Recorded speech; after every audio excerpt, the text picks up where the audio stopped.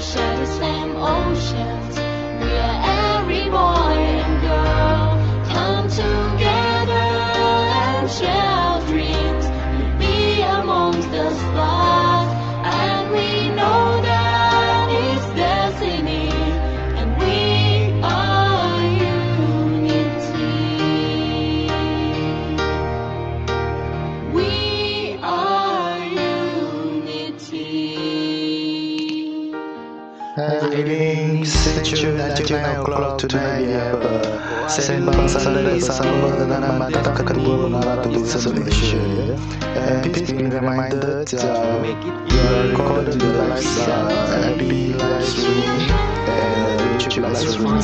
Thank you. And don't touch on any politic and religious issue. Thank you. I just know we can succeed. We are one, but we are different. We from all around the world. We share the same sun, we share the same oceans. We are every boy and girl. Come together and share our dreams. We'll be amongst the stars, and we know that it's destiny. That we are unity.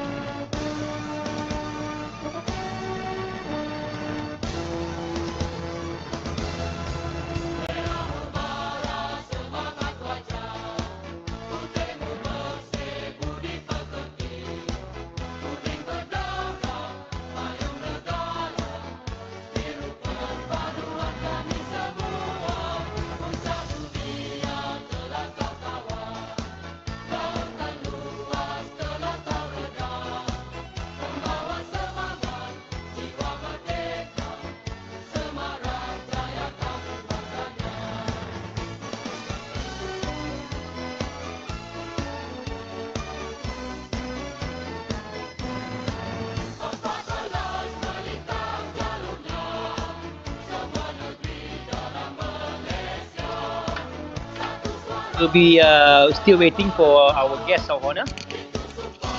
I hope he can log in. Okay. Let me check with him.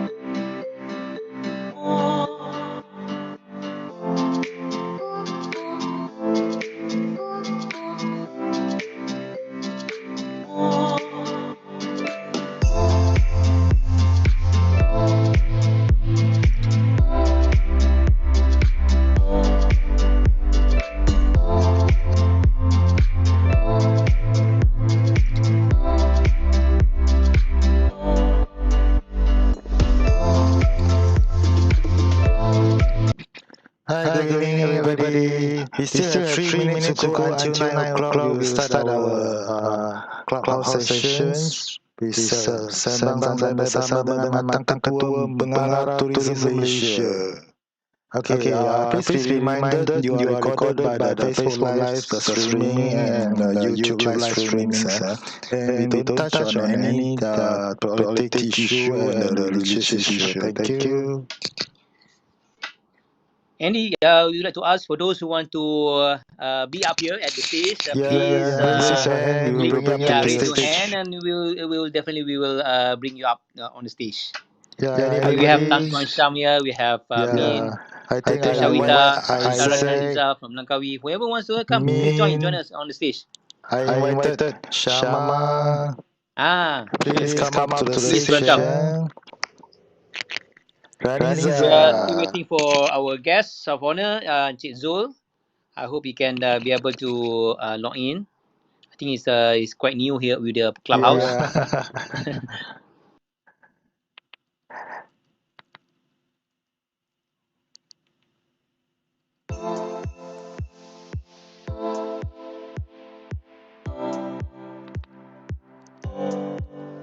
Okay, Shavita also. I invited you to the stage. Please come up to the stage. Saiful. Tony.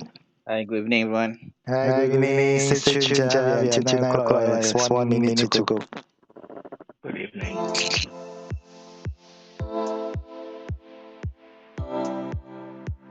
Greetings from Bali, everyone.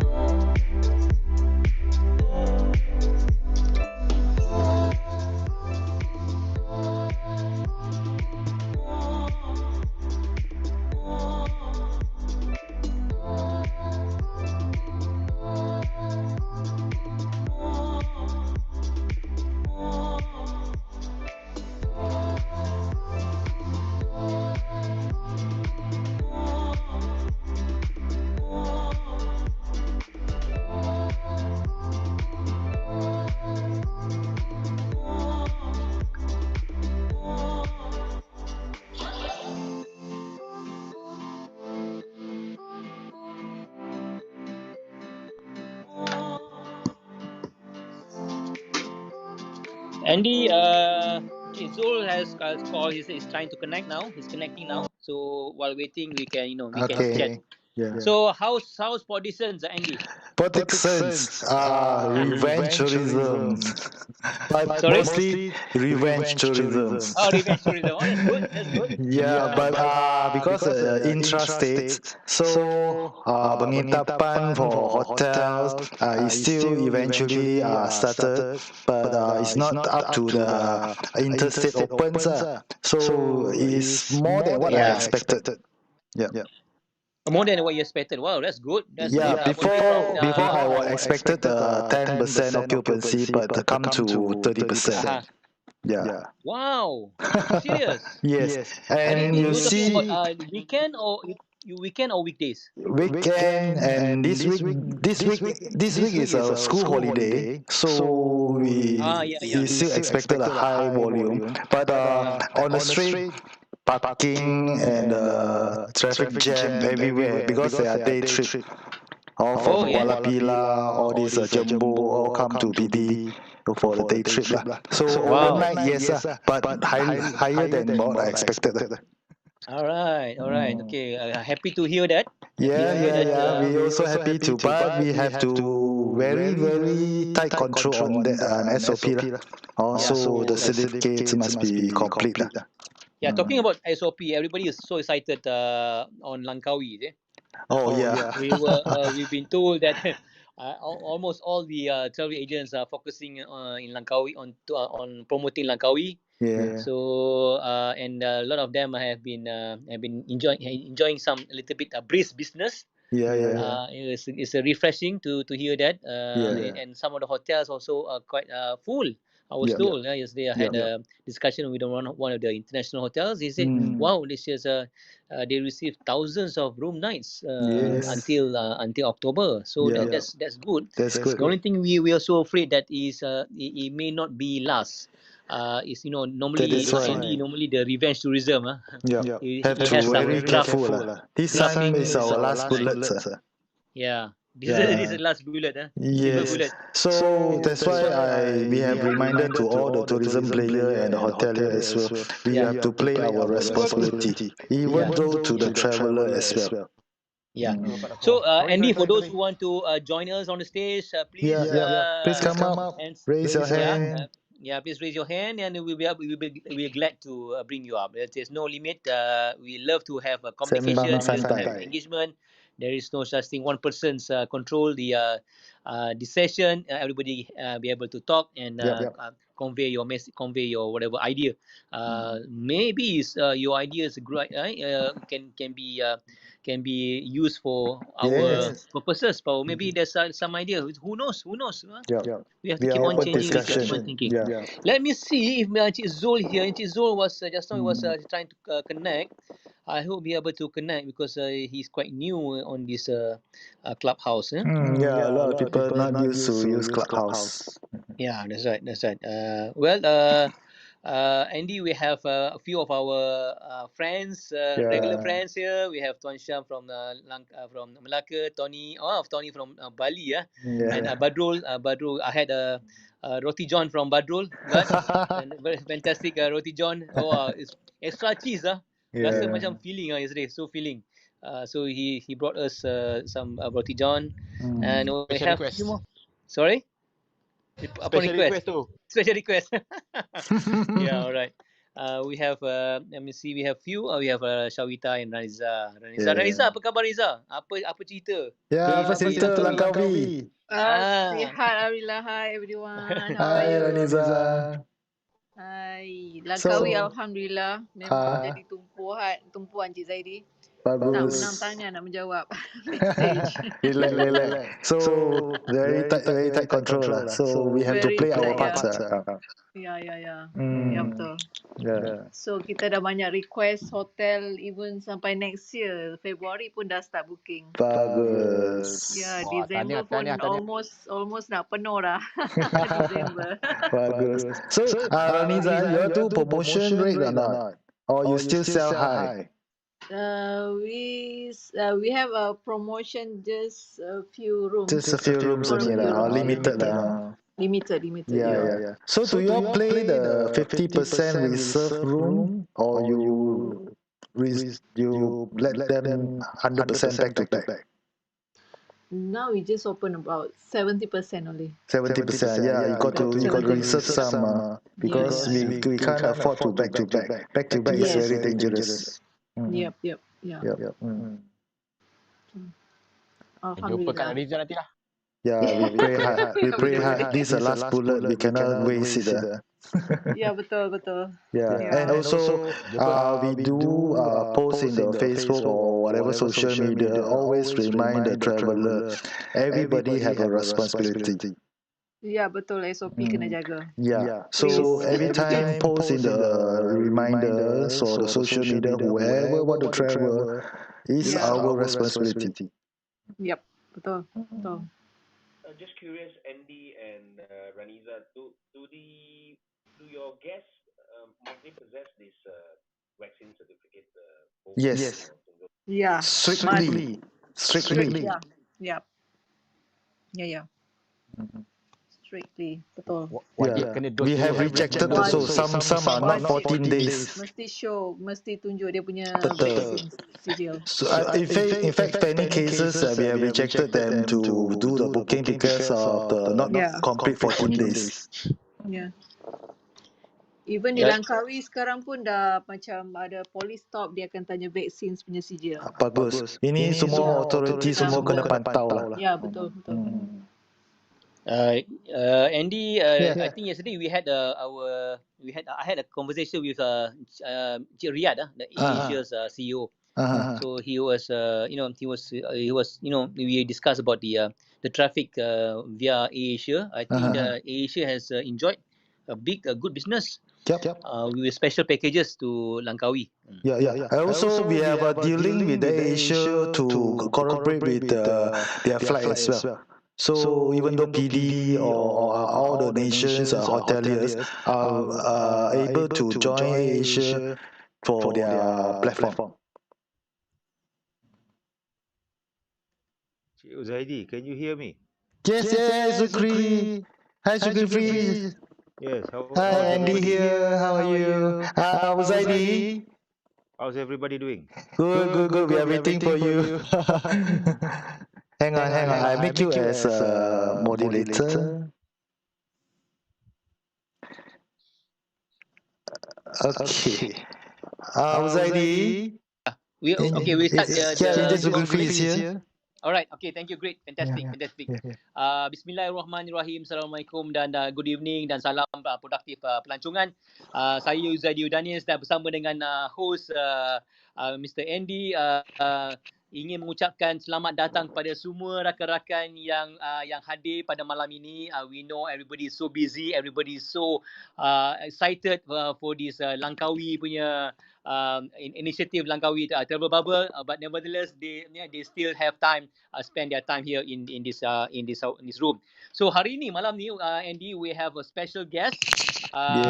This is our old friends. Is considered as a what do you call it, a fantastic mentor and a great help in tourism. For us in tourism. I knew him quite some time, even though I involved in tourism since 1985. I think I met him in 1998, something like that, when he was in KL, and he grew very fast.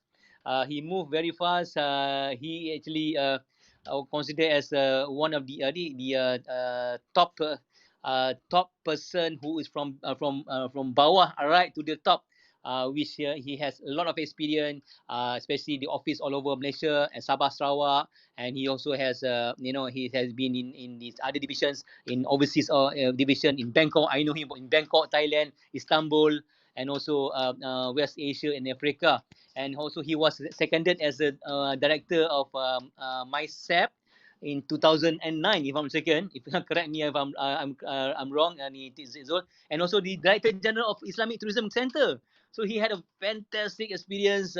His experience is very valuable for us in this industry. So without further ado, I would like to welcome our special guest from Tourism Malaysia, from Mantan Ketua Pengarah Tourism Malaysia, Encik Zulkifly Encik Zulkifly Md Said. Assalamualaikum Cik Zul. Welcome, Zul. Zul. Waalaikumsalam. Yeah. Cik Uzaidi and also Mr. MD and Thank everyone. you. You are very kind, Cik Uzaidi. I'm just what do you call this, another civil servant doing my job, and today is my first day of my retirement. And what do you call this? I can't believe that I wake up today and I don't need to worry about what clothes I need to wear.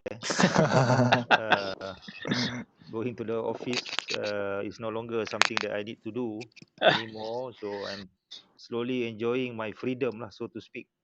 But anyway, thank you lah, Cik Uzaidi, for this invitation. I didn't want to decline because what do you call this? When you invited, I said, why not? You know, there's no harm. After all, I've got nothing to do other than just resting at home and watching TV. No, you or still, whatever it is. the road is still carry on for tourism. Yeah. Cik Zul, So, if I like, I would like to introduce to you, Cik Zul. We have on the stage, we have Min Leong, our Mita Deputy Director General, Director Deputy President Min Leong from Mita, and we have Izzat Isaac from Langkawi. Langkawi. We have Syama, we have Tuan Syam from Seremban, Majlis Kemajuan Seremban. We have Ali, he's a Malaysian. He's the hotelier and he's based in Bali. And we have Sharwita, who's specialized on the fashion tourism. We have Raniza all the way from Langkawi. She owns chalet hotels in Pantai Chenang. We have Zahira, the online travel agents in Malaysia, and we have Cik Badrul, who's also promoting all the outside of the box of the destination. And of course, we have Andy, who is actually based in Prodison.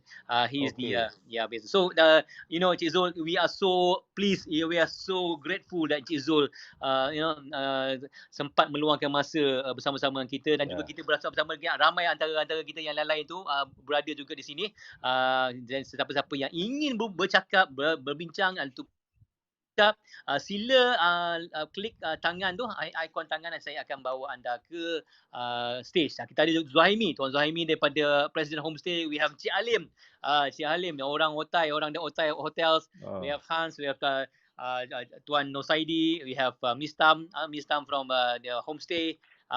Ramailah yang ingin bertanya, ingin berbual, ingin berbincang, ingin berborak dengan Cik Zul. So Cik Zul, rasa apa yang Cik Zul bila dah hari ni, bila dah rasa tak ada pergi, tak perlu pergi ke office, tak perlu ke apa ni, apa yang Cik Zul buat pada pagi, the first thing in the morning?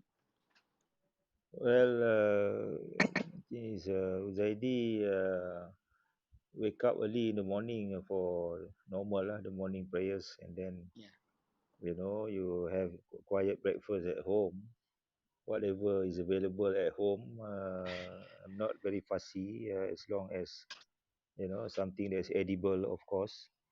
And what do you call this, the weather today was not very good. It was raining. Betul, hujan. So I didn't had the opportunity to. I wanted to go out somewhere, especially to Kuala Lumpur lah, because I think more than 4 months, almost 5 months lah, since the MCO, we are not allowed to cross out of our area that we stay.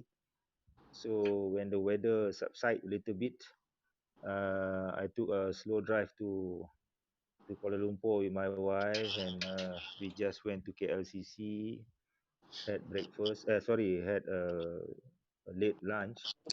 But as usual lah, Jalan Tun Razak near that tall building lah, which they are still doing construction work.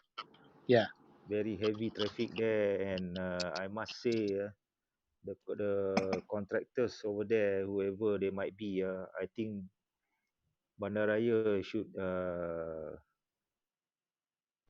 give them some kind of warning lah. These people just don't have any respect for for what you call this motorists or whoever is using that road. They do not sorry, they do not take good care of that slip road, whatever it is, and nobody is directing traffic. It's a free for all, left and right, converging. I think this is not good lah. I mean, it's not a good reflection on the city, capital city of Kuala Lumpur, having this kind of shoddy type of contractors working on such a big project lah. That's just my personal observation lah. So after that, I took a drive back home to. I'm staying near this Cyberjaya, not far from Cyberjaya, and still getting replying messages from all over about my retirement and this and that.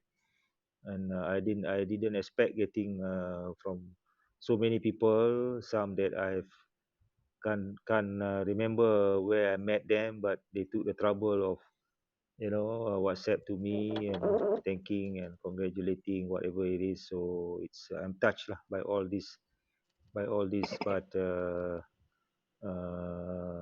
the fact remains that COVID is still with us, and it will continue to be with us for quite some time lah, Cik Uzaidi. Yeah. What a day, Cik Zul. Cik Zul, as you know that we are so excited about Langkawi. Semua orang cerita pasal Langkawi. Kita sangat excited. Cik Zul tadi cakap the COVID is still here. COVID, definitely the figures are not going to go down. What is your advice? What is your opinion on the open up Langkawi? Is it a right move, or is it require kena buka ataupun require some balancing between the pandemic, economic and pandemic COVID? Cik Zul. Yeah, thank you very much. From initial feedback that I get up to today,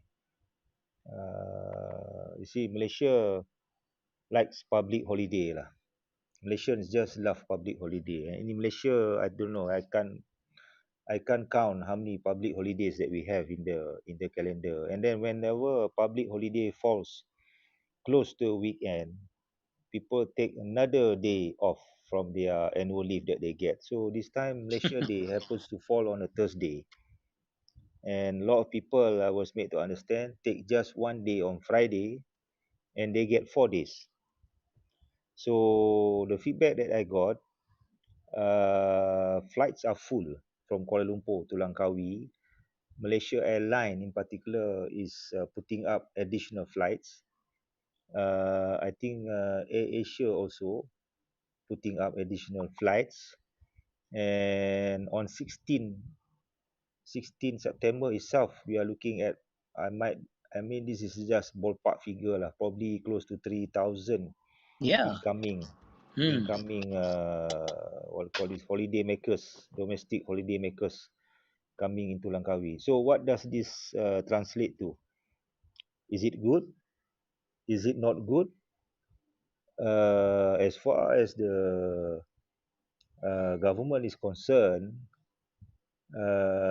we have to start somewhere opening up tourism.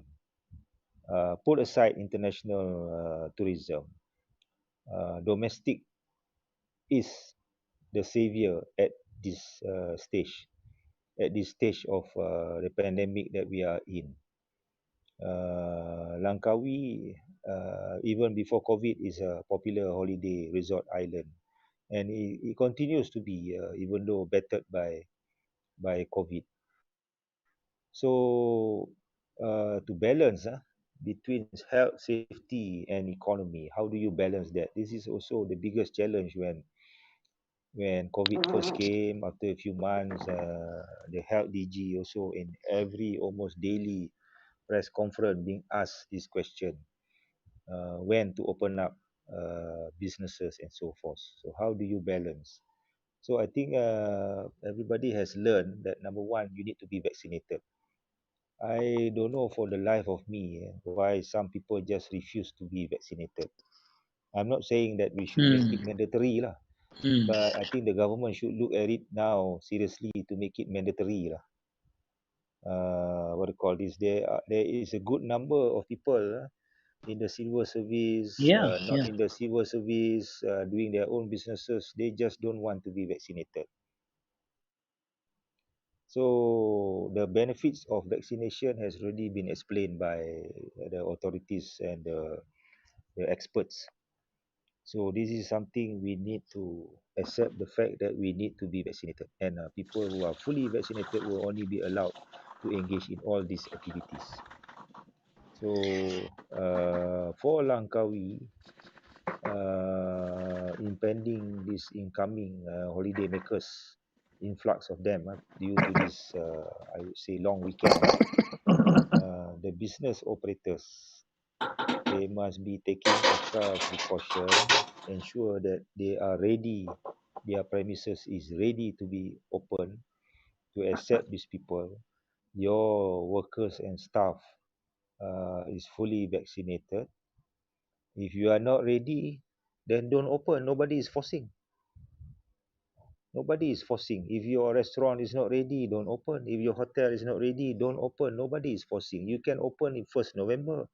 I have a friend who is managing a mid-range chalet, 30 rooms, somewhere near Pantai Chenang. You know, he mentioned to me, Zul, college friend, Zul, I'm not opening up my chalet on 16. I'm opening up in 1st November. I said, go ahead.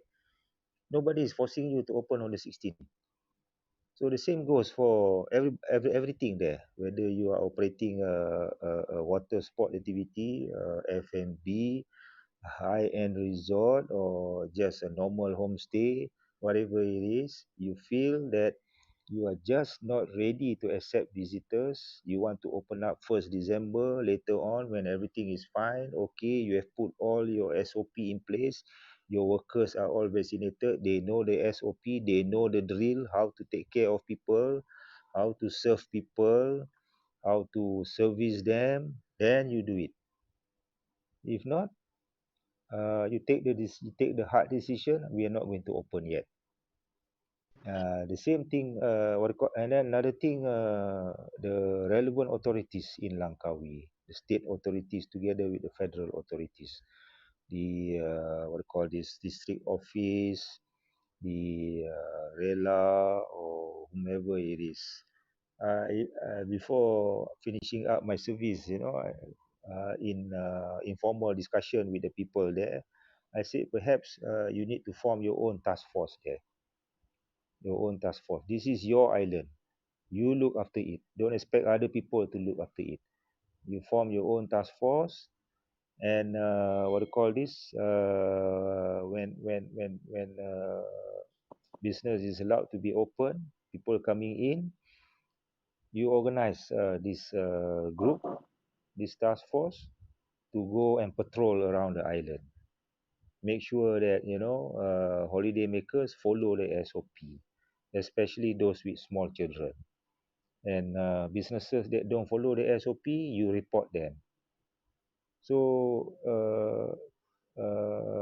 it needs the cooperation of everybody, or else if we have some cases of infection, news will be viral, and the outside people outside Malaysia is just watching.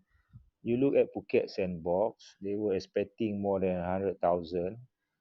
They only managed, I think, close to 30,000 or 25,000, and they had to lock down the whole island from domestic travelers from other provinces to come into Phuket. So I don't think we want that to happen to Langkawi.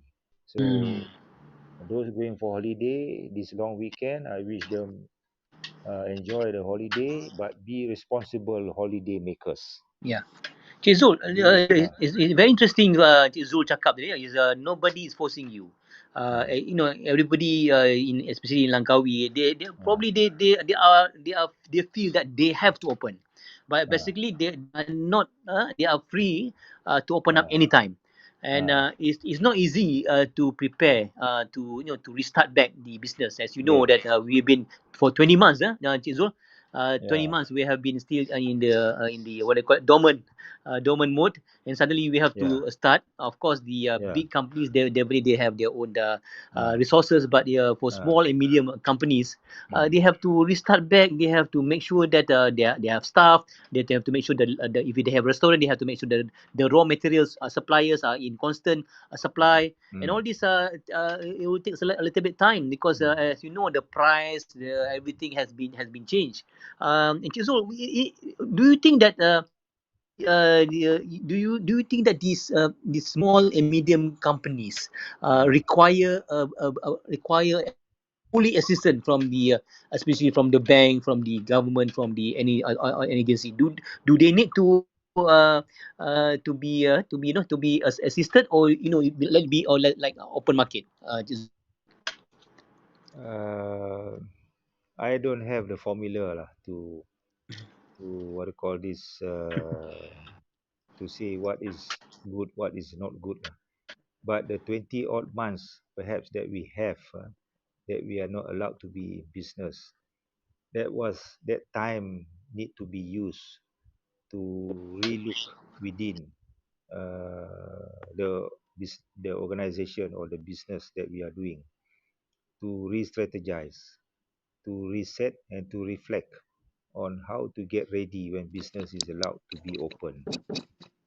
From everything, from the front end to the back end, uh, from the management all the way to the downline people that are what I call this responsible to take care of your clients, from your accounts, your cash flow, and your suppliers, everything.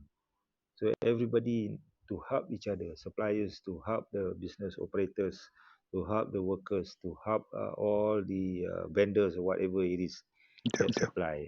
This is very important. And once business is allowed to open, you know what are the breaks, what are the what do you call these areas that you need to reduce, you need to cut, or you need to pay more attention, those kind of things. If you sit down and shake your leg and then expect government to come and help you, then I think you're just digging further your own grave lah. So I have a question. Do you think this is the right time for all the tourism player or hotelier to reset and eyeing in the future, eyeing for high quality and less volume tourists means that we don't expect high volume like giving out offer to attract all the volume, big volume, and we should control our capacity to let this is the right time. Do you think this is the right time to reset? That I mentioned just now, COVID has taught, I think has taught everyone that you can't move in the normal way anymore. It would take, I think, probably 3 to 5 years to come back to pre-pandemic type of business, and maybe even profit. So if you're talking about quantity versus quality, this has always been a subject even before COVID came, in many discussion at our what we call this ministry, Tourism Malaysia, and also when we are with the private sector.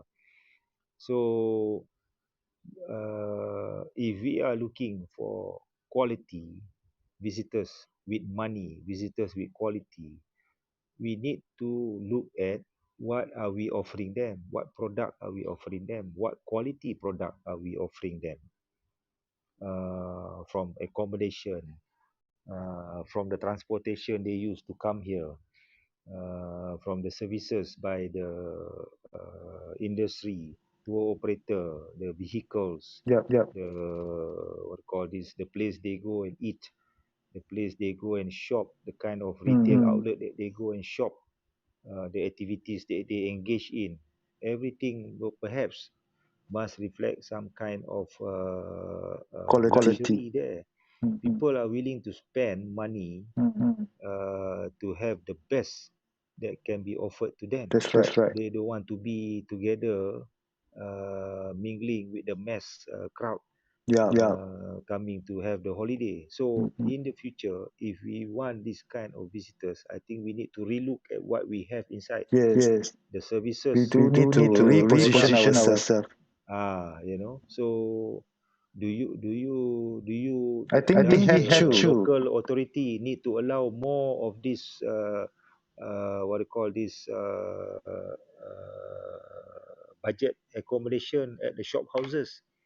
For example, Because I think this is the right time for us to reposition ourselves. It's not we are not eyeing for high volume. Like previously, Zahira always mentioned why our hotel rate is so cheap compared to other country. Zahira, you have anything to say? Is a free market. The government doesn't control, doesn't cap. I don't think the government want to start capping hotel room rate. So what do you call this? Even you go to overseas, 100 euro convert to Malaysia is 500 euro. Here you can get a 4 or 5-star hotel. There is just a small, probably a small inn. Yep. How many square feet of room? Only a bed and Like Hong Kong, all these small room. So what do you call this? Our currency also doesn't show any kind of appreciation against the major currencies of the world. So that also perhaps doesn't help people that want to that can't afford to go to destination that requires them to spend more of their own money, but when they come here, they don't need to spend much, but they get more of our money, so they just spend only in these places or in these products or in these outlets that is enough for them. But this pandemic has shown that the domestic travelers that used to go out to London or to Europe or to Australia or to Japan, whatever, with their family, especially the T20, above the B40 group, they are what do you call this? Spending their cash money here in all the high-end resorts in Desaru, in Redang Island, in Penang, and Sabah, and also perhaps in Sarawak. Correct. What do you call this? Even before COVID, we have mentioned so many times. Our players also were not giving much attention to domestic travelers. Because they thought it's low buying power. Foreign travelers because of the foreign exchange. So the lesson learned during the previous crisis during the Kotsaki, during the SARS, during the haze H1N1, people just continue to neglect the domestic tourists. Now you are begging them to come because international is not open. Even when international is open, there's no guarantee also these people might come. Because by that time, other destinations are also offering perhaps much better holiday packages, much more attractive, much more what do you call this, being value added being thrown in. Correct. Tony, you have something, Tony? Yep. If I may add from Bali, Jezul, firstly, I think just to touch on a few things that you mentioned just now earlier, you mentioned about Malaysians loving public holidays, and in Indonesia is still the same. The travel pattern for local domestic travel is almost the same. When there's a public holiday, there's a spike. So what the government did of Indonesia, they cancel 5 public holidays. Cancel 5 public holidays, those that are very close to the weekend, and they issued a government directive to cancel these holidays because they anticipated local domestic travel increase. So it's a very interesting point that you brought up there just now, and we can see it here in Indonesia. The other thing is you mentioned also about forming a task force, and I think this, if anyone is listening from any tourist destination, for example Langkawi, you should consider that, because the same thing here in Indonesia, they do an Indo-Care program, which is actually spearheaded by one of the ministries. Yes. To audit travel destination, and this is all, although it's done by local pemerintah, but this seems to attract local domestic travelers, because they see it like a form of what do you call this, approval from the local government, that these places have in place SOPs, they have in place employees who are fully vaccinated. So, and I think Andy talked about what can we do. I think on this part, for operators, for property owners, you should probably look at stepping up by protecting yourself, creating bubbles where your customers will feel comfortable. Yes. In Indonesia as well, the increase in domestic travel, especially those from Jakarta coming in, of course, they used to be able to travel, now they can't, but they come as a family, they create their bubble, they move around in the bubble, they go down to the restaurants and it's booked, because here they accept a 70% capacity cap. So it appears that by doing that, you seem to be able to attract some group, maybe the ministry or something like that, Jizo? I can't say anything on behalf of the ministry, but it's up to those people in the destination how they want to care and look after their destination. The thing is, in Malaysia, for too long, this holding hand by the government, I think it's high time that slowly this holding hand is to be slowly released, so that the industry can get together and initiate and do all these things that they can do by themselves. You look at Thailand, whenever a crisis happen, they rebound very quick. One of the reason is the industry get together very fast. They, not to say they put their differences aside. In the first place, the differences was not something that hinder them to get together. You know, differences happen everywhere. But when a crisis happen, they get together very fast for the sake of the industry. They don't wait for TAT to do anything. TAT comes in to facilitate, to help whatever they can. But the industry is the one that is moving the the business. So this is lesson that we should learn and perhaps emulate. Anybody remember the tsunami that happened in Thailand? After 6 months, Phuket rebounded very fast, and we also had our tsunami, but we had countless of committees. You name it lah, whatever committee I think we had at that time, trying to see all these things. Everybody was looking at the government, but nobody was looking at themselves within. Hey, for example, in Penang, along the Batu Ferringhi beach, when they had the tsunami, why can't all the hoteliers get together? Look, we are all in this shit together. You know, come on, let's group together and see what we can do and help the state government and help the federal government. Those kind of things.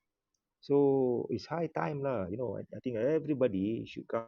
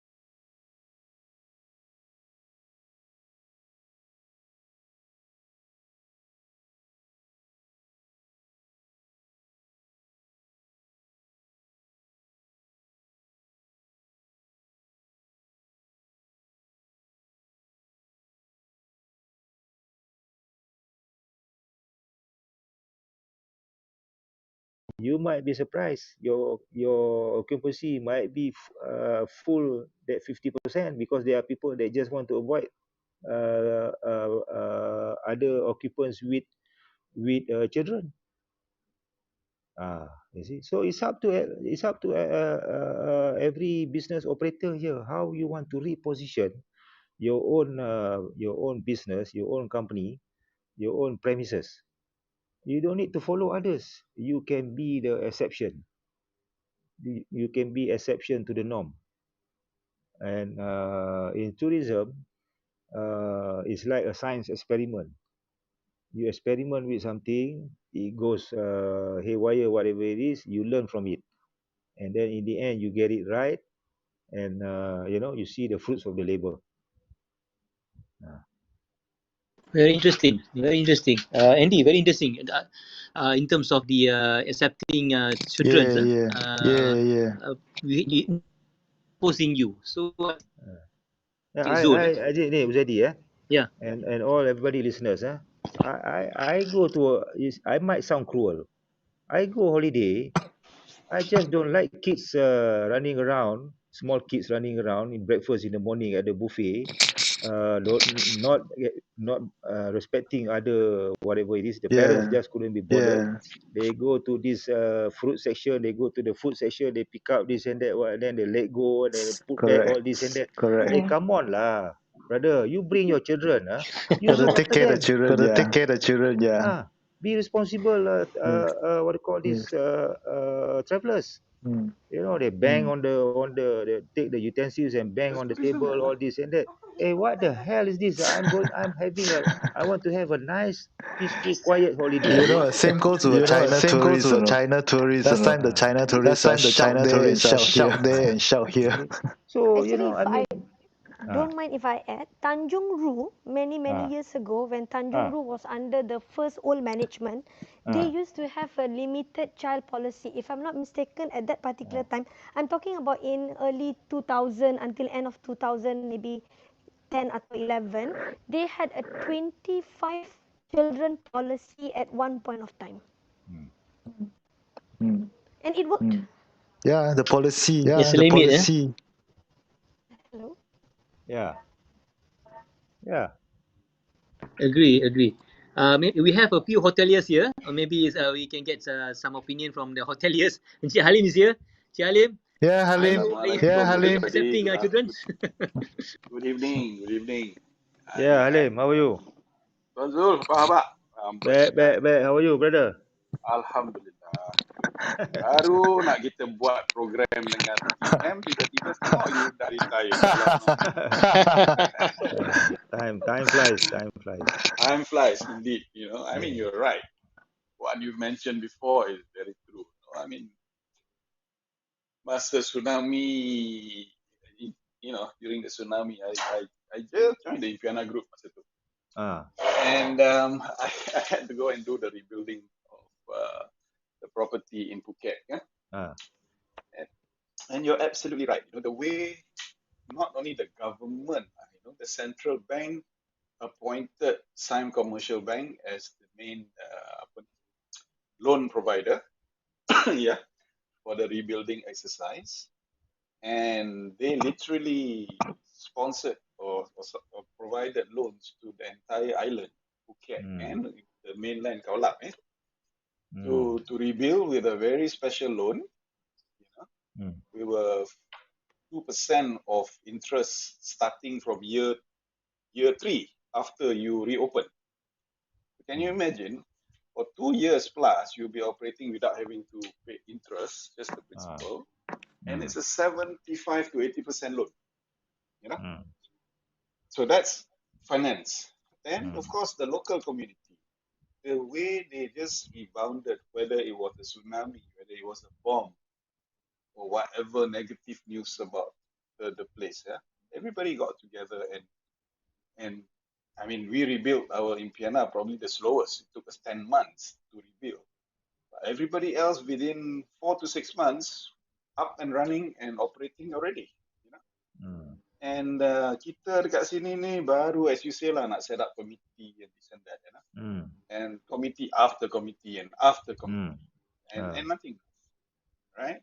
But why is that, Tuan Zul? You know, you've been in the industry for a long time, or BPM for a long time. I've been going on road shows with you since the 90s. You know, and we had everything for Malaysia then, you know, and I we think started closing offices, we started cancelling flight access, we started to do all those that were bringing us backwards. And why does that happen? You know, I mean, I don't know whether you're in the liberty to say it right now, since you are a I can retired say civil servant. I can say whatever I like. Alhamdulillah. You know, So, whether people want to and we've listen met or not, it's up to over them lah.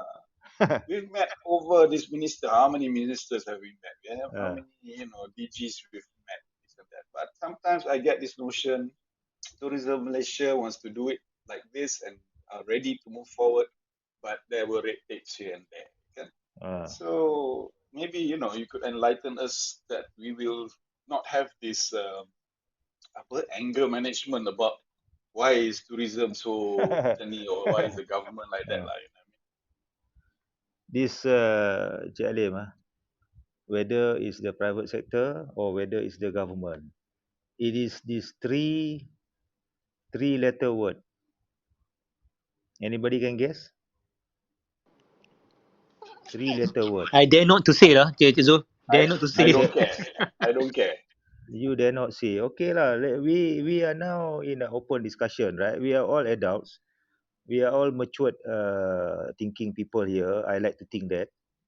This three-letter word, ego. Oh, okay. Everybody has got ego. This is the problem. You know? Somebody want to say something. Like I've in one meeting with this current minister, I mentioned tourism is not rocket science. Tourism is subjective. There's no right or wrong formula. But we need to let everybody be able to say something and then try to work what is best. If we want to say something, but we feel that we are overstepping some people, why should that environment happen? The same thing in the private sector. You know, I am the president of this, I'm the president of this, I'm the president. Everybody want to show that, you know, they have their own ego. I'm right, he's wrong. And if I dare say, like what I mentioned in the ITB virtual session at Grand Hyatt, when we had that session with the private sector, we also have this problem in the industry where the three major race, because of the big ego, don't want to get together to work. When Ali does a project, Mutu and Chong don't want to join. And the same thing goes with the other race. So this masyarakat majmuk that we have in this country is on paper, and Tourism Malaysia use it to promote the country. We go overseas and say Malaysia is multiracial, multicultural, blah, blah, blah. But in actual fact, it's a bane for us internally.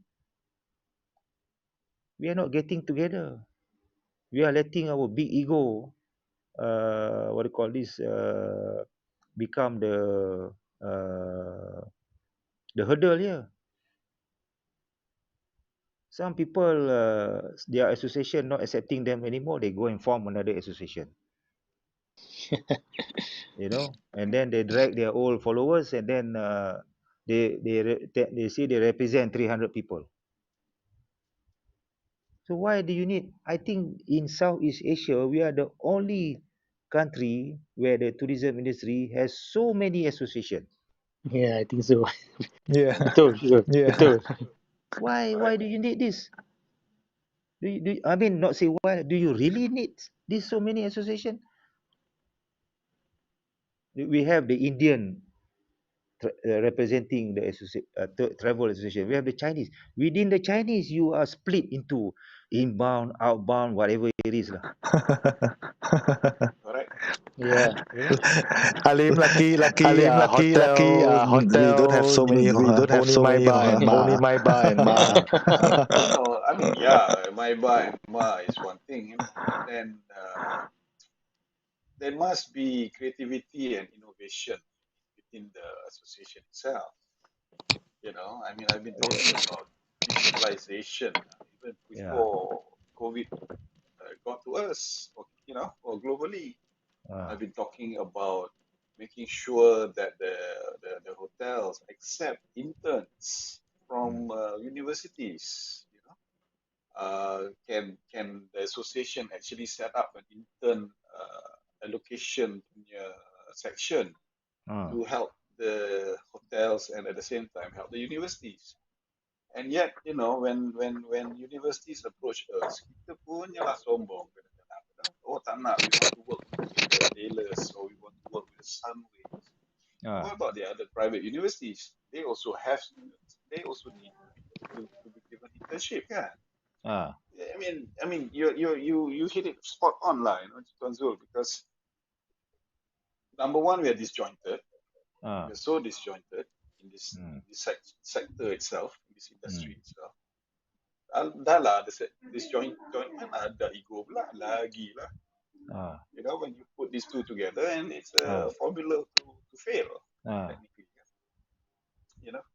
So yeah. So like you said, in Thailand, everybody is majority are all Buddhist. So they believe in whatever Buddhism taught them. In tourism, when they get together, they don't see each other as you are Chinese Thai, you are Indian Thai, you are whatever Thai. There's so many different kinds of Thai out there. They all can speak the same language, the Thai language. They might be Sikh Thai, but Bengali Thai, but they can speak that language. So they get together and they are accepted. So that's why they can move forward fast. Moreover, some of them are specializing in certain industry that support the other industry. You've got the Bengali doing the tailoring and clothing. Yes. Yeah. So they need each other. So the problem is us lah, nampaknya kan? Yes. So and here, when I was heading the Northern Region office in the 90s, in 96 to 2000 at that time, we had in Penang, we had the Penang International Hotel Association. And then there was also the Penang Hotel Association, PHA and PIHA.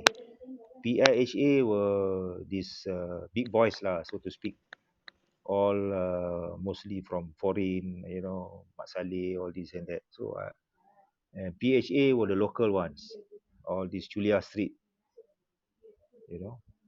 So everybody was having their own interests, all this and that. But the PIHA also, within PIHA also, they had their own ego, and PHA also the same thing. But one thing I noticed lah, Penang ni a little bit strange lah. When they get together, somehow they can work together, because those in the industry know that tourism is priority in Penang. And in one session with Tan Sri Kosukun at that time, the chief minister, I was asked by the industry people at that time to try and have a session with Kosukun, because can you imagine? I think he held the position for don't know how many years at that time. The first year, the second, third year, he didn't have even one session with the tourism industry players. So we managed to have a session with him, and I asked him point blank, where does tourism stand in Penang compared to industrialization? So I think the same thing goes also for the rest of the country. State government, they form their own tourism board. So ask the head of the state, chief minister or menteri besar, whatever, where does tourism stand in the state? You're right. You're right. You're right. You're How right. high in terms of priority is tourism? Mm. Mm. You see, you say tourism is important, okay? Then at the same time tomorrow you go and announce clearing of some greenery area which has forested area, which has a very nice waterfall there, very nice river flowing through. People use them for camping, for what, hiking, trekking, this and that. Contradicting. You see, it's happening. It's happening everywhere. So people come here to Malaysia, to the Far East. People in Asia, of course lah, they come here. They want to see something different from where they are. But people from the long haul market, what do they want to see?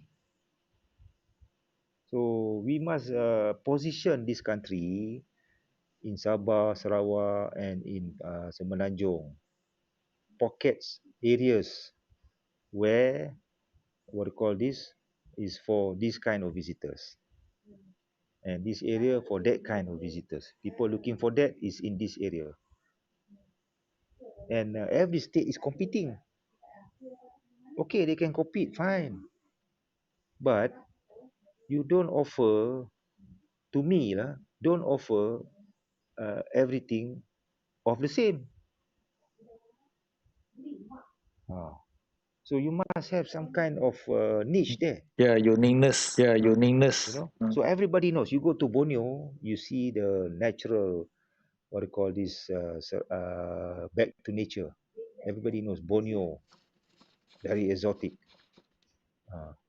I'm not saying that there are people also say, oh, we need development there.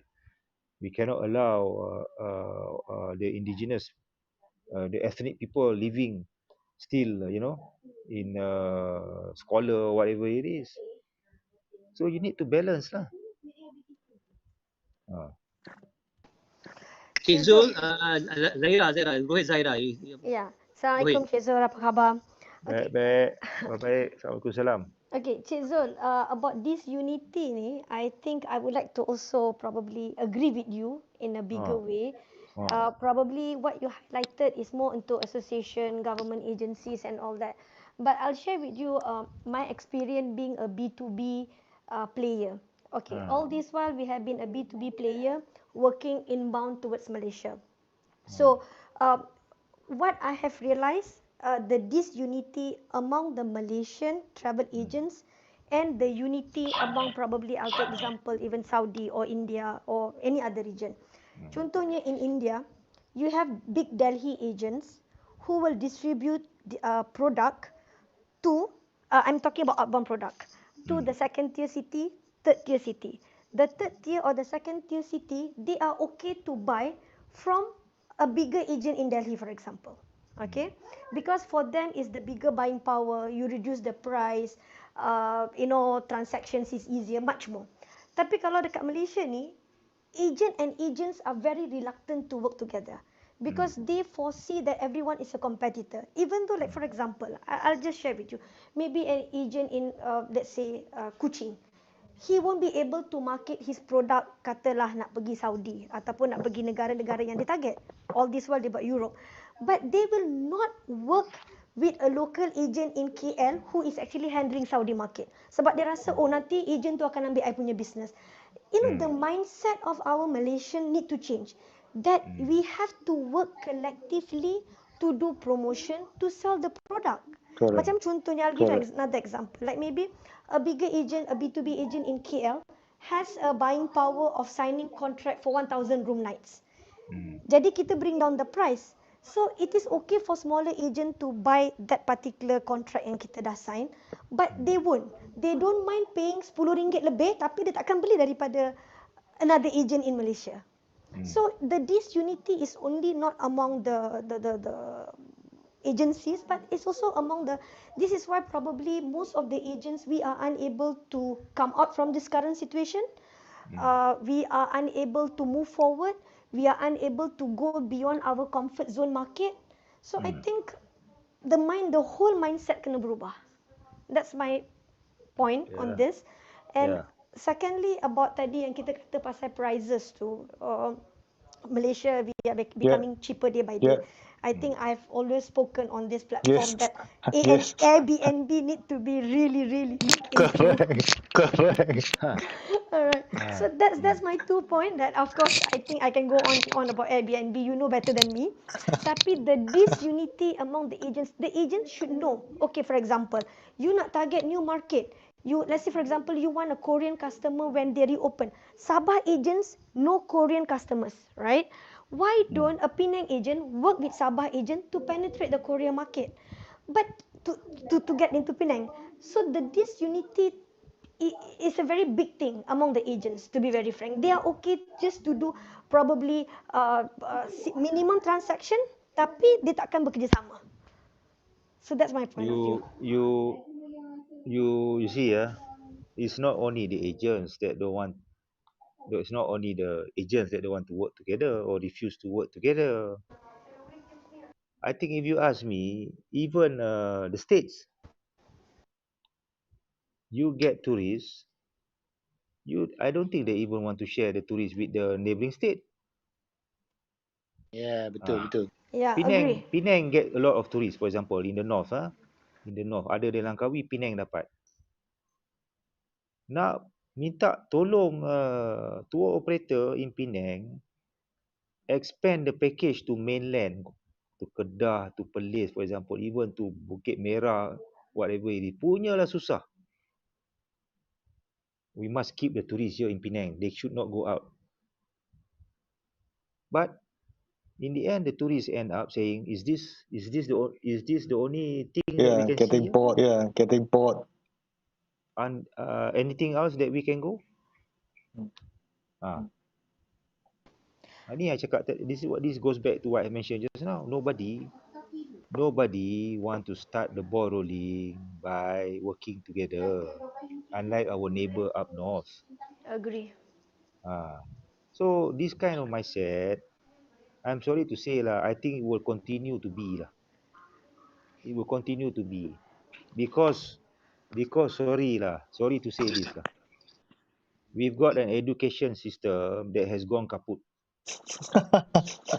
I agree with you, Zul. Sorry, I'm sorry lah. The whole educational system is, you know. So when people don't mix together from the beginning, they grow up, they go their own way, they make their own business, they don't want to mix. You know, how many of you people, maybe not in this group lah, you ask your friends lah, how many of you people still have friends from the other race that you still keep in touch, that you not in touch when there is Deepavali, wishing Deepavali, when it's Chinese New Year, wishing Deepavali, but on a daily basis you keep in touch. You still meet together, maybe for drinks or play golf together or whatever it is. Not every day lah, but you keep in touch. That you WhatsApp in the morning, say hello, good morning. You send morning, good morning wishes. How many? The Taliban group is only with the Taliban. Zul, talking about Penang, Zul, we have someone from Penang. Nak cerita sikit lah. Anak mami cerita sikit, Liz. Cerita pasal apa ni, spa sikit, cerita pasal Penang and spa industry. Liz. Liz okay ke? Okay. Assalamualaikum, Cik Zul. Waalaikumsalam. Apa khabar? Baik, Alhamdulillah. Orang Penang tapi bukanlah anak mami. Hati Penang. Baru perkenal nasi kandang kampung Melayu 2 hari sudah. Okay. So saya ni mewakili industri spa. Okay. As we all know lah, industri spa ni kalau kita tengok dalam PN punya SOP pun fasa 2 masih lagi negatif, fasa 3 negatif. Hopefully kalau ia pun fasa 4 which usahawan, industri player, of course lah tak boleh nak tunggu dah kan. More than 5 months dah kami tutup business. Jadi tapi dengan petang tadilah menular tentang SOP gelembung pelancongan di Langkawi, dan kami melihat di situ ada diletakkan kebenaran lah buka untuk spa, operasi spa, refleksologi, apa semua, pusat urut semua kan. Alhamdulillah lah. Maknanya kurang-kurang kami melihat bahawa there's a light at the end of the tunnel lah. Hopefully begin with Langkawi, insyaAllah akan ke tempat lain lah kan. Cuma satunya lah, just want to hear your comment lah Cik Zul. Situasi, pemahaman ataupun persepsi yang dilihat oleh oleh pihak luar, kami sendiri kurang faham di mana situasi diletakkan, okey, spa tak boleh buka. Salon kecantikan, salon rambut boleh. Sedangkan kami ni, perkhidmatan kami ada similaritinya, iaitu kalau kita katakan sentuhan fizikal, sentuhan secara fizikal dengan pelanggan, semua berlaku yang sama jugalah. Baik hang pegang rambut ke, hang pegang muka ke, kalau facial lagilah dekat dengan muka kalau kita nak tengok daripada sudut tu kan. Tapi urut kaki, urut badan jatuh dalam negative list macam tu. Jadi kami daripada industri ni tak faham-faham lah Cik Zul. Bagaimana boleh spa industri ni dikategorikan sedemikian rupa Cik Zul. Mungkin Cik Zul boleh komen sikit daripada kontak Motek lah. Bagaimana Motek melihat kan. Kalau kita tengok SOP, kalau salon kecantikan, kedai gunting rambut semua ni di bawah KPDN HCP, dan SOP telah pun dikeluarkan untuk fasa kedua pada bulan Julai lepas. Jadi mereka dah macam dah ada SOP lah kan untuk dibenarkan buka.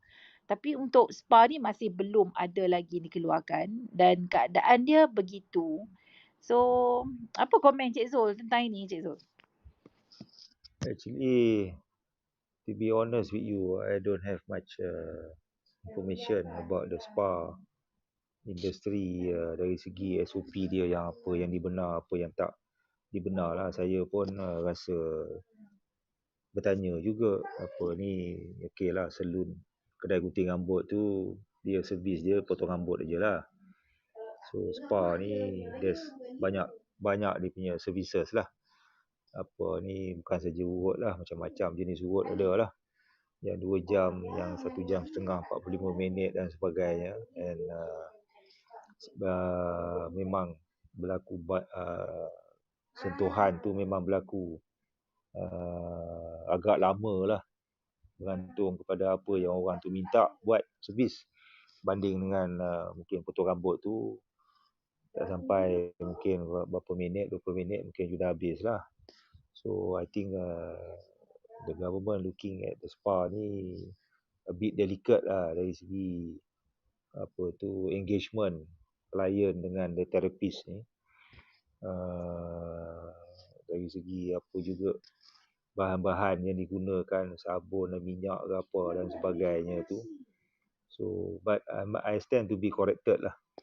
Apa tu, maybe boleh dibenarkan tapi menghadkan jenis apa tu, perkhidmatan jenis apa yang boleh dibenarkan. So I think in this case persatuan mungkin kena sit together and decide collectively. Kalau you spa katakanlah ada 20 different type of treatment, you want to be safe, you want to not have much masalah whatever, you only decide maybe 3-4 saja jenis ke apa lah. Treatment yang mana you nak suggest pada government untuk allow to be open. I think that's all I can comment lah at this stage lah pasal spa ni. So minta maaf lah. I can't help you much lah. Ramai juga players dalam duk dengar ni ya. Mungkin dia orang pun boleh bersuara juga kan. Sebab betul macam Cik Zul kata, jika kami cuma minta satu je, kami tak nak minta bantuan apa dah. Minta dibenarkan buka je macam Cik Zul katalah. Kalau macam dulu PKP 1 kan, Mulanya dibenarkan cuma 1 jam body massage saja. Alhamdulillah pun boleh. So maknanya SOP-nya perlu macam minimize ataupun kita restrictkan certain treatment. Lepas tu durationnya dan jumlah guest yang dibenarkan pada satu hari itu pun dah cukup memadai dah. Kami sebagai usahawan ni you have to be creative lah. Kan? Satu lagi I think the premises ni tak semuanya yang mampu jenis premis yang besar. Betul? Bilik asing-asing ada dan sebagainya kan. Kadang-kadang you pergi dekat mall, ada yang dekat operate kat mall, you masuk dalam bilik tu pun dekat-dekat, apa ni, toilet dia pun dekat-dekat. Dalam bilik tu very limited space. So orang keluar masuk and then apa ni, all the alat-alat yang digunakan, toilet lah apa semua ni kena regularly diganti. So kos pun mungkin tinggi. Kalau macam gunting rambut tu yang kita nampak ni, yang duk tutup badan, yang jenis use pakai buang, and then yang tukang gunting pun pakai glove, pakai mask, and the client yang nak potong rambut pun pakai mask. Apa tu, kursi pun dah dijarak. Ni maknanya satu orang duduk, sebelah tu kosong, sebelah tu baru ada orang duduk dan sebagainya. Dalam tu biasa duduk 4 orang, duduk 2 orang, duduk 6 orang, jadi 3 orang saja dan sebagainya lah. So yang spa ni kadang-kadang you tengok dekat Klang Valley ni ada yang jenis dekat mall tu kecil saja dalam tu. So kalau nak operate setengah ni, mungkin only one time, mungkin seorang aja dibenarkan masuk. Liz, I ingat ada saya suggestion untuk spa punya offices. So you macam Cik Su cakap bidang foot massage ke apa, bincang dengan authority.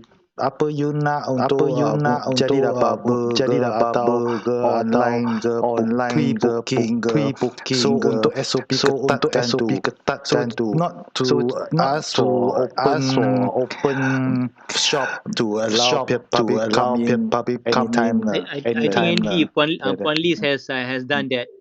But so far mungkin tak ada progress. Tak ada progress. We have done all that and semua we are very united. Kita punya association So memang semua we have done that. Sampai tak tahu dah apa lagi nak buat.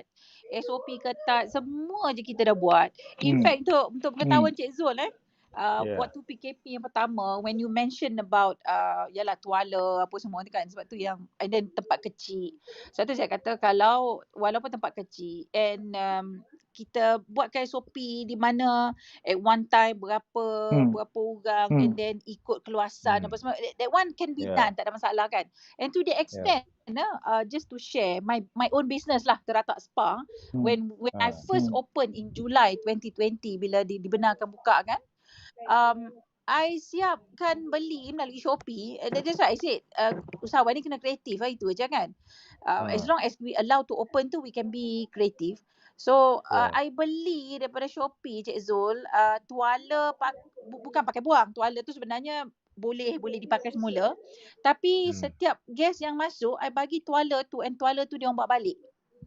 And tempat lapik semua kita guna disposable, semuanya tak ada langsung share semua kan. To the extent, and of course kalau kita katakan harga ni, this is the good time untuk usahawan untuk relook and restructure balik the preparation has to be done ni kan, baru kita nak buka semula. Cuma suara saya malam ni untuk nak menjelaskan itulah situasi di mana kan yang tadi saya sebut itulah kenapalah spa diletakkan.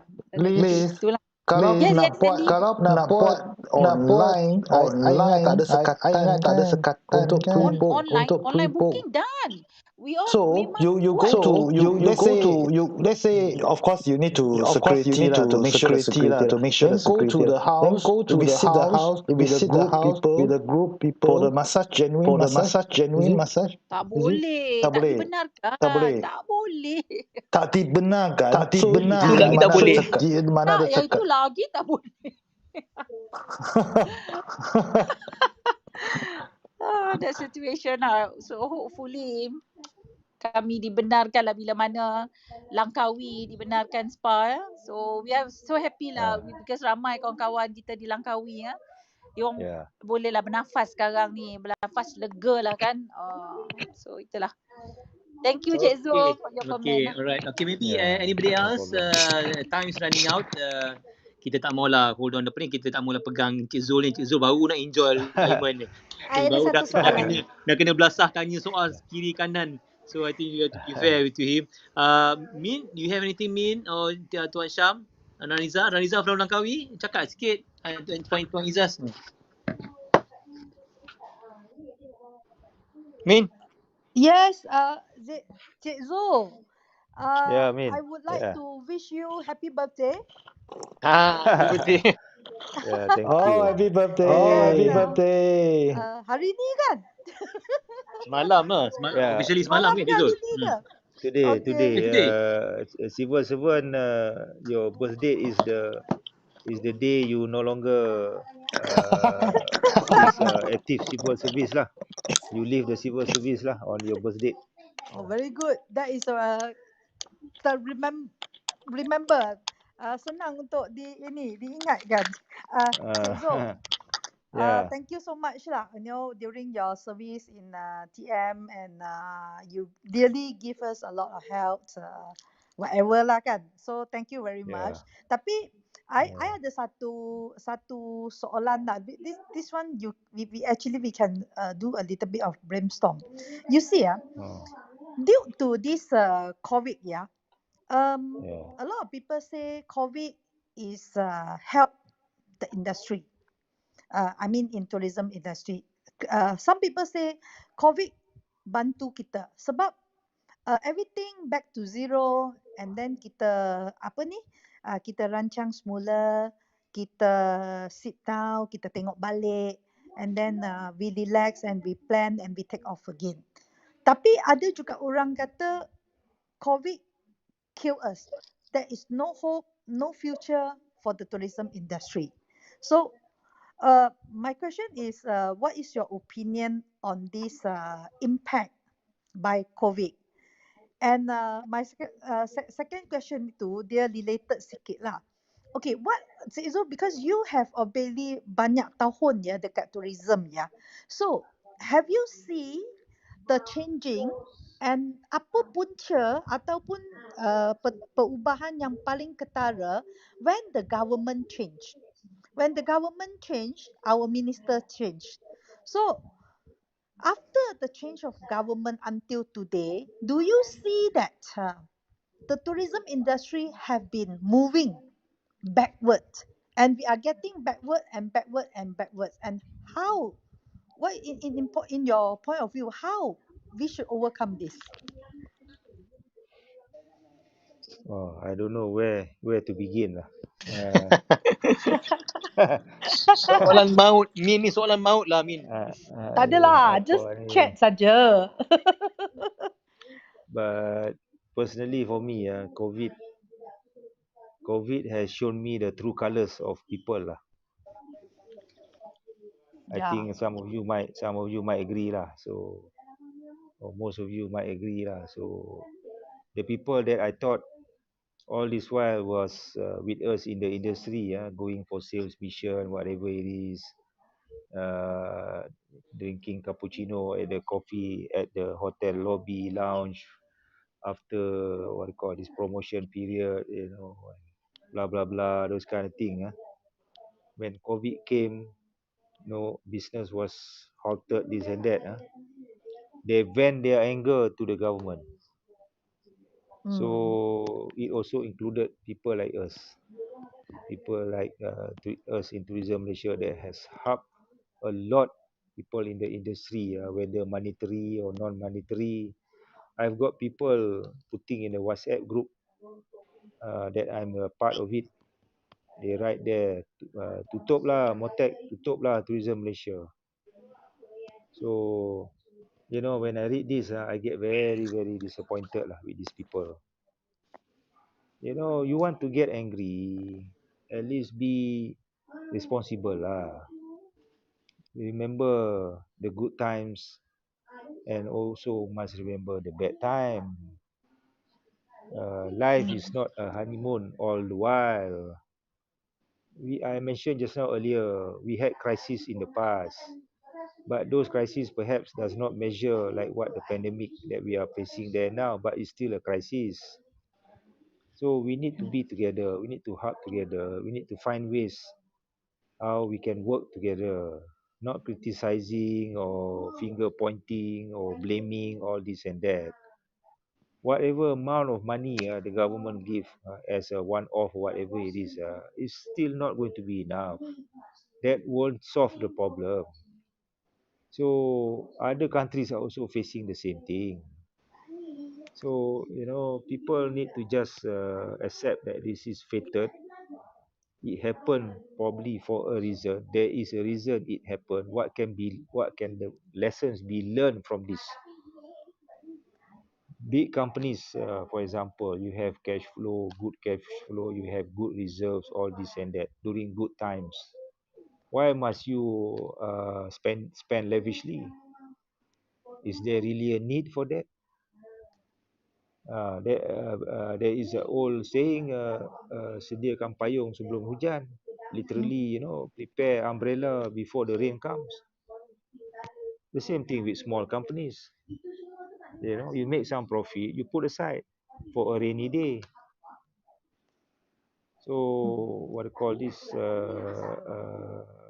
how to manage your finance, how to manage your staff. Should you pay them? Should you overpay them? They must learn to grow with the company and accept the fact one day we're going to face hard times. So boss pay us only like this. Boss also don't take much. Boss also take little bit. The perks also is being very, very moderate.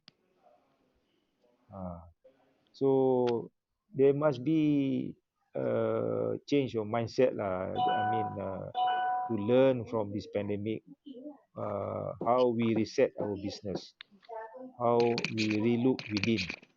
For example, you spend lavishly in the company. You buy a lot of assets which you don't need, and then you make investment which on paper only looks good, but actual fact you have a hidden agenda on it. And then when things like this happen, the first thing that would be getting the action taken is always the normal staff. So everybody has got their own lesson from COVID. Everybody has got their own respective effect by COVID. So big GLC, for example, government GLC, they make a lot of profit money before COVID. So I'm sure they put aside some for a rainy day. After all, the contribution is from the people. I'm sorry lah. I'm sorry to say this. I mean, you look at the highway plus.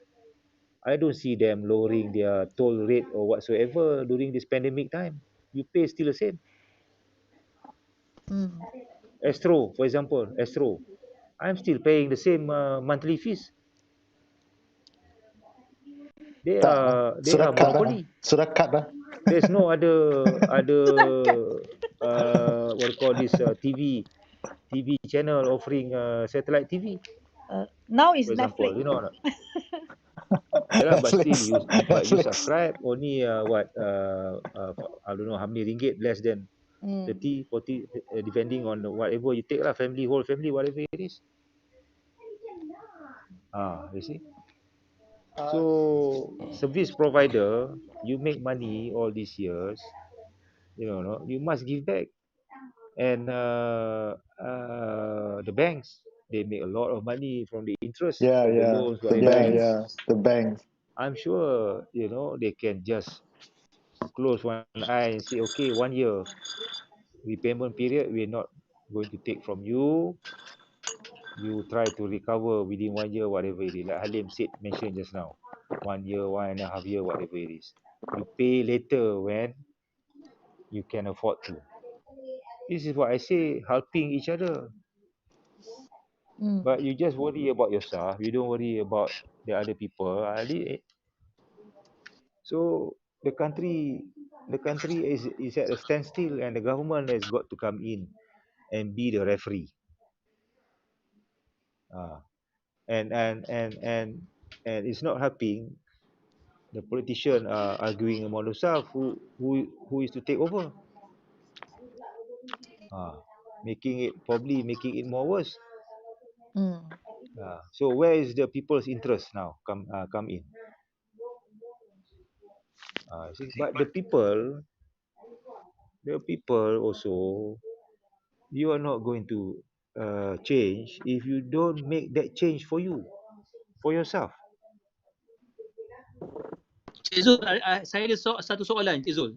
Cik Zul punya ada tak Cik Zul pernah merancang selepas retire ni untuk melibatkan diri di politik, untuk bertanding di PRU15? Ada tak cadangan Cik Zul? Many years ago, I often make trips back home to see my parents in Johor, in Sekamat, Johor.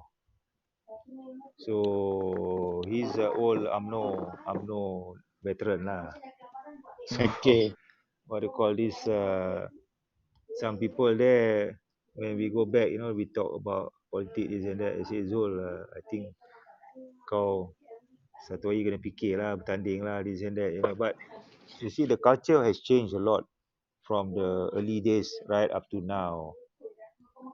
You need money lah. You need to have money. Nobody is going to support you.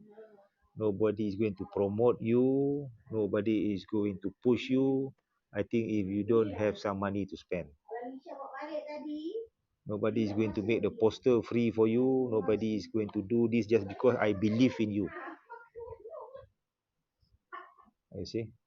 So I don't think I want to go through down that path lah. And another thing, Uzaidi, this country is not ready for independent politician. I see. All right. You must be aligned to a party. If not, you're going to be very hard to be accepted. Ya. Cik Zul, kita ada tauke ataupun otai kita daripada Langkawi, Cik Fisul. Cerita sikit apa yang ada berlaku di Langkawi ni, Cik Fisul. Fisul, ya. Assalamualaikum. Waalaikumsalam, brother. Ya, brother, happy birthday. Terima kasih. So, actually Langkawi, we are prepared now lah. After the wuha sana, wuha sini, then so many things not in place lah. Whatever is dah tetap akhir bulan nak buka, so that kita kena suit with the agreement that nak buka lah. And so we are looking positively towards the arrangement lah nak buka ni. So that banyak VIP coming over 16, then most of the hotel 16, 17, 18 long weekend dengan Malaysia Day apa semua ni flooded to Langkawi lah. And mostly flight banyak yang dah book, hotel Pantai Cenang pun banyak yang dah penuh. So it show is a good sign lah, but the most worried for us is about SOP lah. Kalau orang kita boleh ikut SOP tu, alhamdulillah lah. Takut tak terkawal. Sebab manpower sini pun bukanlah kata baik sangat, kan, ada saja kan. Bila dia go on rotation, sometimes macam for example group polis, kalau kena 10 orang dah positif, that group dah kena quarantine. Orang yang ganti tu dia kena double work lah. This what the from the police itself been telling me. Tired. Kita faham dengan dia punya situasi kan. So whatever it is, kita looking forward to it. In terms of kita kata nak buka, memang kena buka lah. Kan, we have to leave it with it lah kan. Memang whatever we plan before pun tak jadi kan. Kita minta buka kat Langkawi. But actually Langkawi dah buka.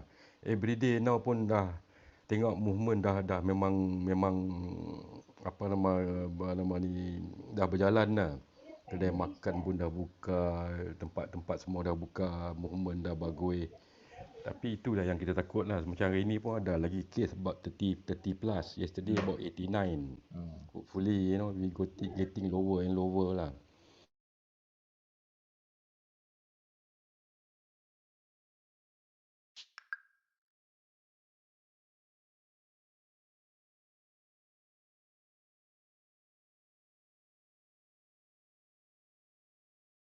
Yang elok kan, because it's in the long run. Kan, harga pun kena jaga. Kalau tidak kan orang start complain pula, then we going to have problem again lah. Sebab normally we start with domestic and we looking forward for the other area also lah. Banyak inquiry dah masuk. So hopefully we are there lah to do back our service. Selepas 2 tahun nearly masing-masing macam-macam, divert niaga macam-macam, yang jual ayam, yang jual kari pap, jual ikan bilis lah. Jual ikan bilis, but we have to do it what we are happy with what we do lah kan.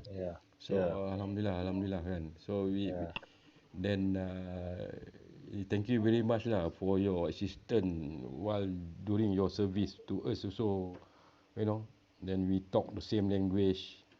Then we manage a lot of things lah, on the other area. Since you based in Penang, then Bangkok and Turkey and other part of the world and back balik, and then Islamic Tourism Center, we managed to go along whatever that need to be done proper. Alhamdulillah. We hope that the future, whoever that coming to replace you, we are looking forward for the same thing lah.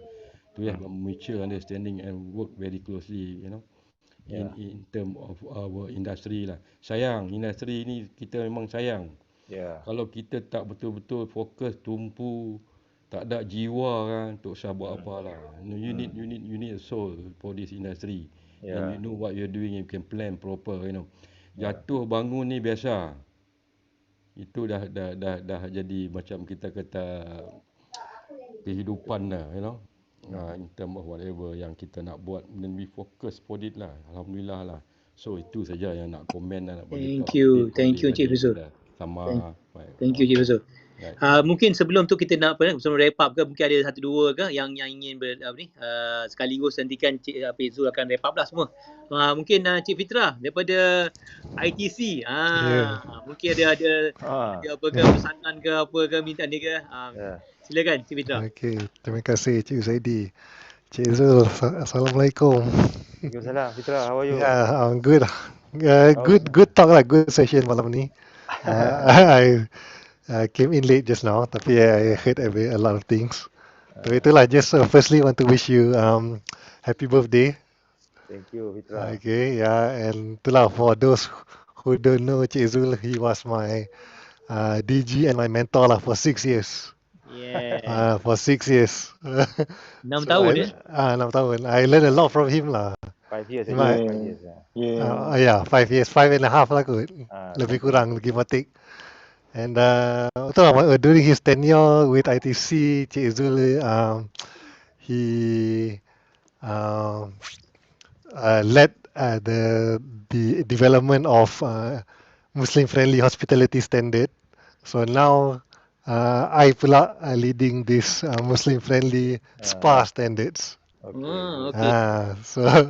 So yeah, we're developing that, and insyaAllah by November dah siap kot. Tapi itulah Cik Zul, I want to thank you for all your contribution lah. Contribution and all your leadership and everything that you have taught, not only me but to all of ITC lah.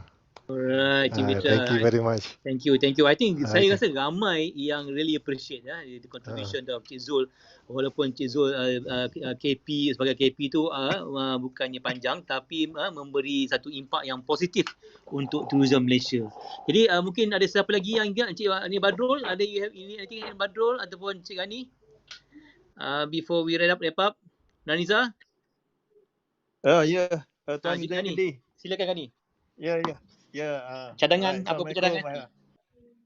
Happy belated ni Cik Zul apa semua. Last 3 week you keluar dalam RTM apa semua, tengok very apa kata enterprising and everything. Tiba-tiba malam ni kata dah first day pencen pula lah. Pencen Alright, start. so thank you very much lah for your this one. Alright, maybe tak lupa ni dengan Cik Zul lah. Before this I was in the hotel.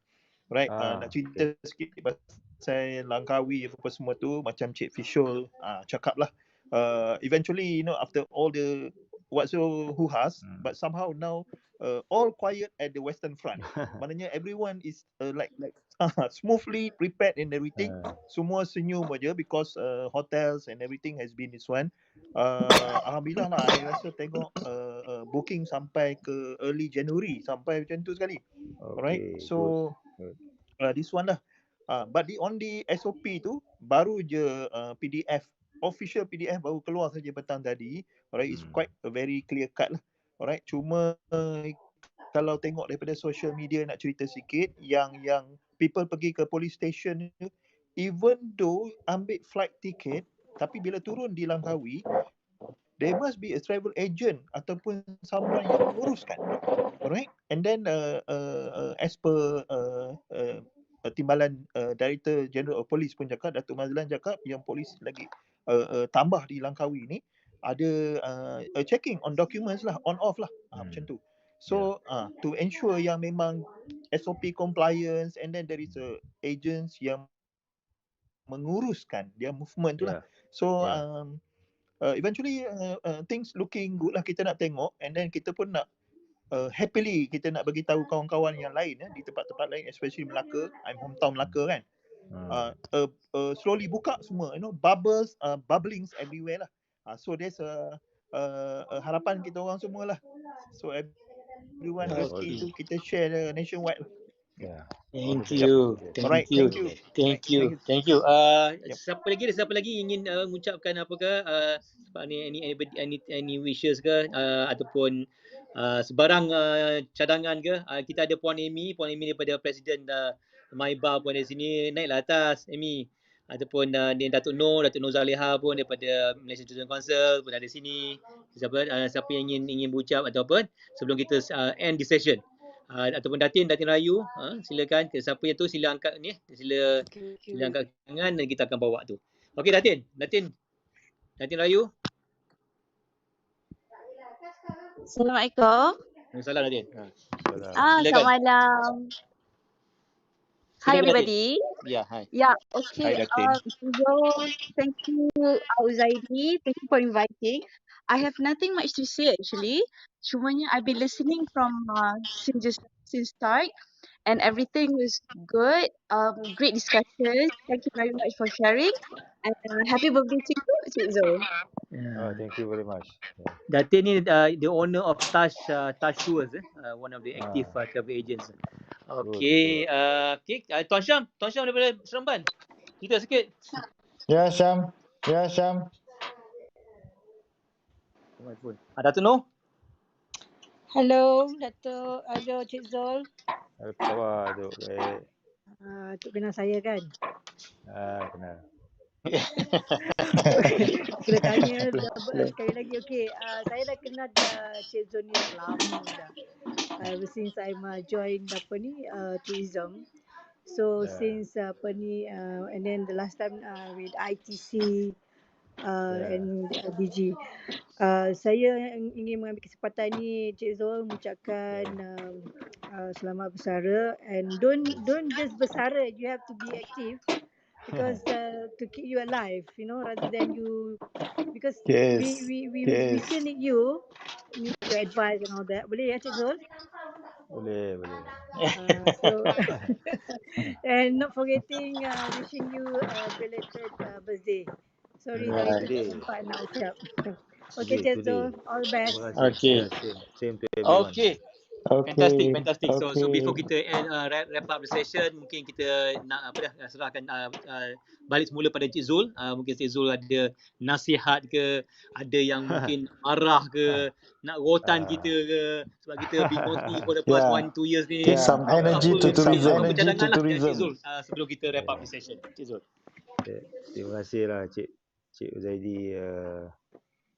I think some of you that has listened to in my previous engagement lah, either virtual or TV, whatever it is, sometime, and also in meetings ke apa, I look at this industry, tourism ni, to me is all about relationship lah. Whether you are running a hotel or restaurant, tour operator, taxi, any transport company, airline, whatsoever, you need to have that relationship.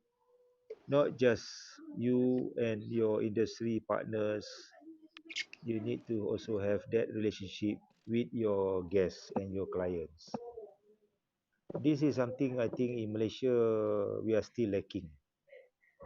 That the relationship is only confined to those that you want to have that relationship with, but you don't want to expand your horizon in having that relationship. The guests that come to your place, once they check out, once they finish the service, you completely forget about them. You don't make an effort to get in touch with them, to have that continued relationship with them. How many of you has done that over the past years when you are doing that business? So when you see the same faces coming back over and over again, you know that you have done something right. So my only advice is, those of you who are still lacking in relationship within yourself, among yourself, I think now is a good time to start expanding your relationship. Very good. Personally, for me, talking as a traveler, I like to go where my money is welcome. Not just me, but my money is welcome. If I go somewhere, the people there don't make me feel at home, they don't have the respect of the money that I spend, that's the last that they will see me lah. Correct. We need a repeat guest. I tell you, Changi Airport, my son stay and work in Singapore. Before COVID, every year I make at least one trip to go and visit him. We stay about 2-3 nights at his small flat, condo. And on one occasion, I happened to buy something at Terminal 3 or Terminal 2, Changi. I can't remember lah. Not very expensive, about 100 Sing dollar around that. So my purchase was recorded by not just the retailers, but by Changi Airport authorities. I also buy things at the Malaysia Airport. You know, when I go overseas, whatever it is, sometimes, you know, in Tourism Malaysia mission, whatever it is, I also buy things at the Malaysia Airport. But Changi Airport authorities never fail to get in touch with me through my email. Whenever they have something to that they are offering on special occasion, you know, whether it's Valentine's Day, whether it's festive season, whether it's Father's Day, They have your whether it's whatever it is, database. I get this email without fail. But at my own airport, I don't get anything at all. The relationship is not there. You see? So when your client check in, you have that data with you. The main use of the You have the email, you big have the data. birth date, you have the whatever it is. It doesn't need much effort, you know. The marketing team or the communication team just continue to blast email. Hello, this what I call this one is coming up, blah blah blah. We are having offers, those kind. If you send 1,000 email, say 100 byte, you will get something back. But inilah dia, our industry, people in our industry, dia nak duit saja. Yeah. Thank you very much. Betul. I think you have memang spot on. The management, the customer management, the big database management, data, very important. Kita dia nak harapkan sekali saja, beli sekali saja, tapi dia tak mau maintain. Jadi that's very very very difficult. So that's my last parting whatever I have to say lah for don't say lah. You still move on to the tourism. Cik Zul. Kita ni sebenarnya Cik Zul, kita nak kalau boleh nak stay on sampai pukul 1 pagi 2 pagi. Kita ni dah biasa. At least tu tengoklah dia muka dia mata dia cerah ya. Pukul 1 pagi cerah ya. Dah tengok Miliong tu lagi lah dia jadi hantu. Pukul 3 pagi pun dia cerah. Sekarang dia ni ramai yang WhatsApp saya Cik Zul. Ramai yang WhatsApp dan tanya soalan-soalan nakal.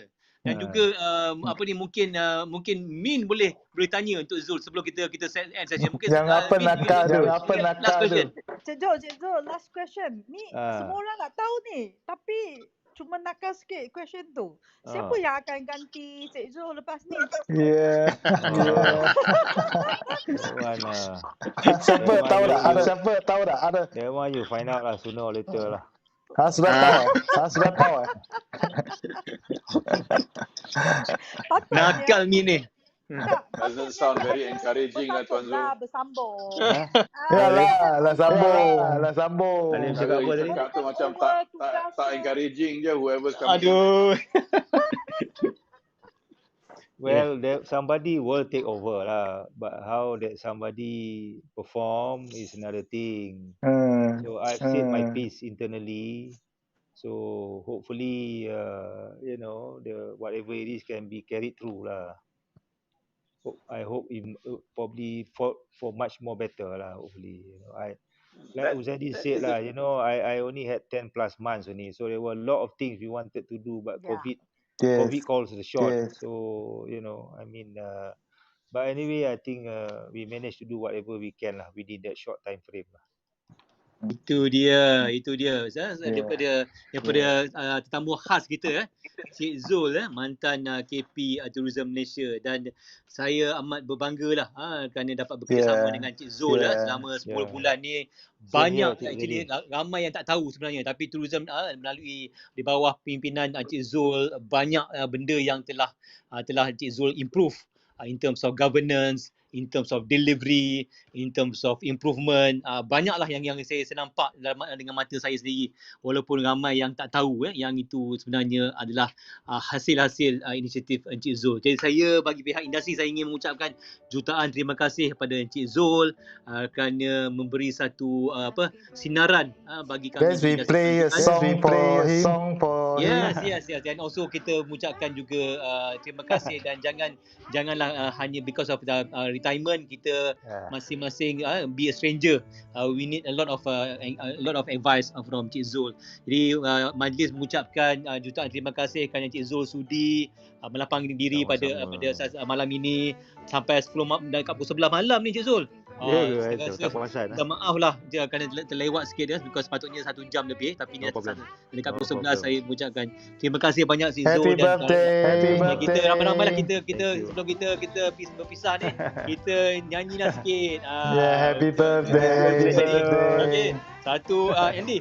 1, 2, 3. Happy birthday to you. Happy birthday to you.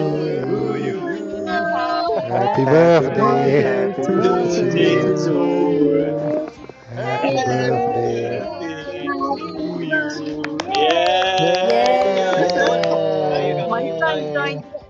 Yes. Okay, with that, we'd like to end the sessions. We'd like to thanks to everyone who managed to spend their time here with us. We have so many events. We have so many guests will be coming soon. We hope you stay tuned and later on, stay put, and please be our fan in this our clubhouse and road to recovery tourism.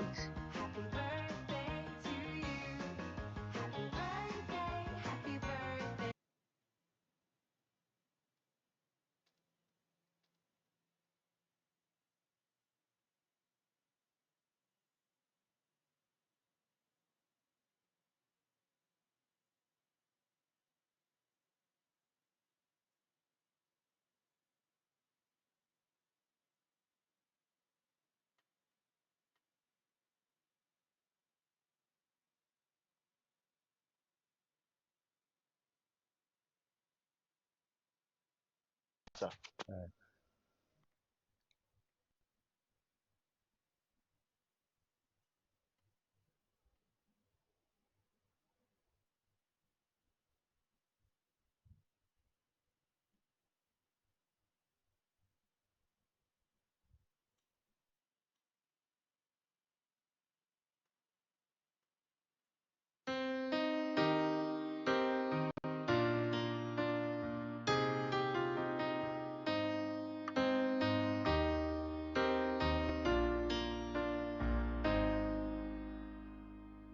I have a dream of what I wanna be. I wanna be free. That's what my heart keeps telling me. Give me your heart. We'll find